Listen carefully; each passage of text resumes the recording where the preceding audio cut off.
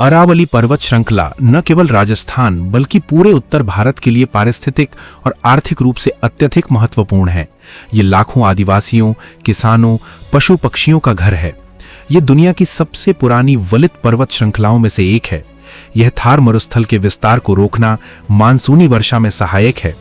ये गंगा और सिंधु नदी प्रणालियों के बीच जल का बंटवारा करती है।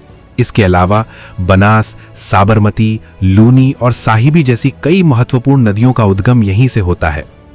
भूजल पुनर्भरण। पहाड़ी क्षेत्रों में दरारें और घाटियां बारिश के पानी को जमीन के अंदर सोखने में मदद करती हैं। इतना सब देने के बाद इंसान क्या कर रहा? वह उसे काट रहा है। बड़े शर्म की बात है, जिस धरती पर इंसान जन्मा, आज वह उस धरती को खत्म करने में लगा है। सुप्रीम कोर्ट की नई परिभाषा यह है कि 100 मीटर से छोटे पर्वत अरावली का हिस्सा नहीं है, यानी उन्हें खनन के लिए बेचा जाएगा।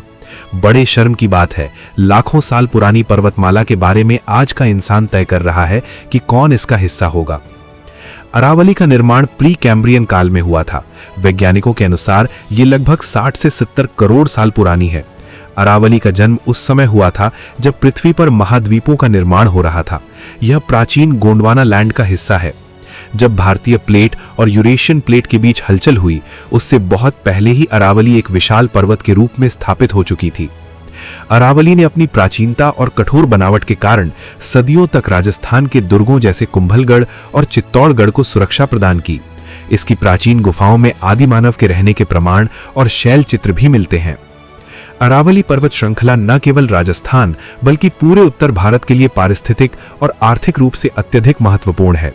ये दुनिया की सबसे पुरानी वलित पर्वत श्रृंखलाओं में से एक है। अरावली एक प्राकृतिक बाधा के रूप में कार्य करती है। यह पश्चिम की ओर से आने वाली रेतीली हवाओं को रोककर थार मरुस्थल को पूर्वी राजस्थान, हरियाणा और दिल्ली की ओर बढ़ने से रोकती है।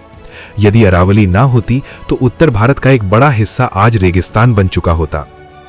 यद्यपि अरावली की दिशा मानसून पवनों के समानांतर है, फिर भी यह पूर्वी राजस्थान में वर्षा कराने में मदद करती है।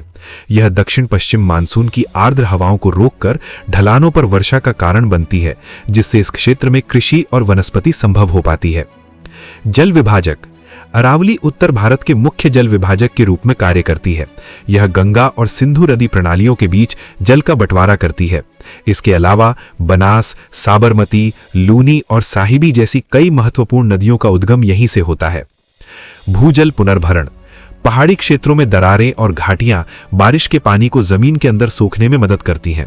यह राजस्थान जैसे सूखे राज्य के लिए एक वाटर बैंक की तरह काम करती है, जिससे आसपास के कुओं और बावड़ियों का जल स्तर बना रहता है। अरावली की पहाड़ियां औषधीय पौधों, घने जंगलों और वन्य जीवों का घर हैं।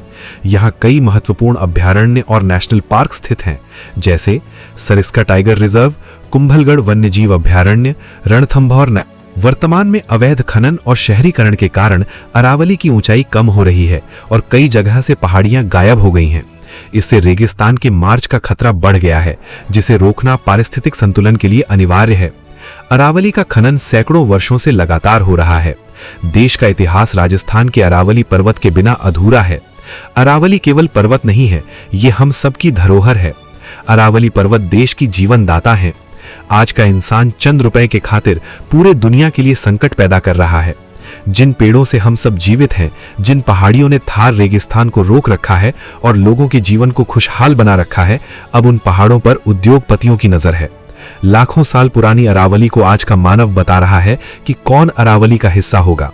यह हमारे देश का दुर्भाग्य है कि कुछ चंद लोग मिलकर पूरा देश को नियंत्रित किए हुए हैं। आज का युवा सो रहा है। बहनों के खातों में, किसानों के खातों में कुछ रुपए डाल पूरा देश बेचा जा रहा है। कोर्ट ने केंद्र सरकार द्वारा प्रस्तावित अरावली की एक वैज्ञानिक परिभाषा को स्वीकार किया है।